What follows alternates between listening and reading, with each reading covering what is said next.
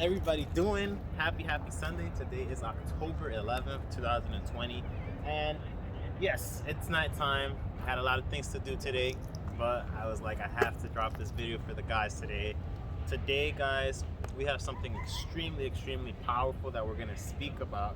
It's something that, as it gets colder, it's easier to succumb to it. It's easier to become a part of it. And really, the main thing I want you guys to get today is that you guys can destroy this. I went ahead and I wrote some notes beforehand, just something quick, but this is something that I've experienced personally. This is something that I have battled with and I have defeated because God has allowed me to, not because of my own strengths. I'm gonna show you guys today simple exercises that can help you get out of your depression today. All right, so what is depression?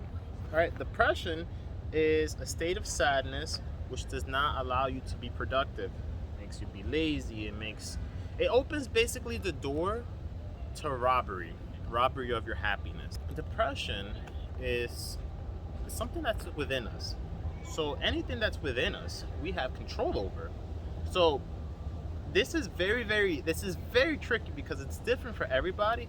But for me, when I would get depressed, I wouldn't want to really associate with anybody. I wouldn't really want to call or pick up anybody's calls.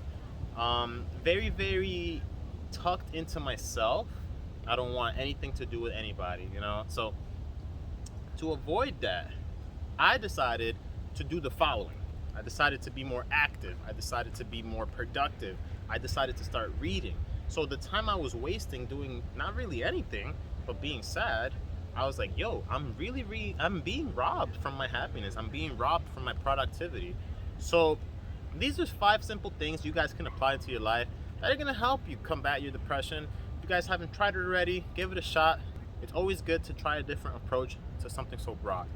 Very simple. Number 1, do things that make you happy, right? Because when you are happy, you're not sad. When you're happy, you're doing things that are uplifting you. You're doing things that are making you become a better person. You're becoming more active. You're becoming better. When you're happy, you're not sad. So that's one way to put it. Try to do things that make you happy. If you don't want to do those things, create a schedule or get somebody to hold you accountable to do those things that make you happy, such as working out, playing video games, reading, going out for a run, going out for a walk, sightseeing, going shopping. These are things that could potentially make you happy. Number 2, avoid staying alone, especially places like home, gym, places where if you need somebody, it's going to be really helpful. If you don't have anybody, try to associate yourself with family members. If you really don't have anybody, then I suggest meditation. Meditation is a very powerful way to get in touch with your inner self. Number 3 says, control your depression. It is not stronger than its master, which is you. You cannot allow something that's within you to overpower you. Therefore, you must overpower it. Yes, you must let it take its natural course so that you may learn from the experience, but you may never let it defeat you, right? So there's a difference. Learn from it and take it. Interview your depression. I've done it personally myself, and what I mean by interview is I went to my bathtub, I turned on the water, I stayed there for like 4 hours. This is good advice from my dad. He told me to confront my depression, so I did, and I interviewed it and I asked it questions. Obviously I was answering these myself because it's within me, right? So I was able to find out and pinpoint exactly what was getting me depressed. So therefore, I was able to control it, I was able to manage it, and I was able to outgrow it. So that control it had over me, if it ever does try to come back, because life is very unexpected, now I know what to do to counterattack that depression. Number 4, super important, and it's so simple, but do not say I am depressed, right? Because when you say it, it becomes a reality. So you cannot speak that into existence.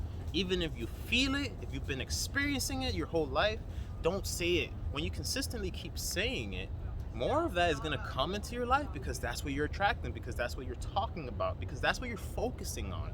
So don't say it. Don't let the words come out your lips, right? Because words have heavy, heavy power. And number 5, stay productive and positive. These are 2 big ones. It's so difficult to stay positive sometimes under severe circumstances. I know that life can throw a lot of things at us.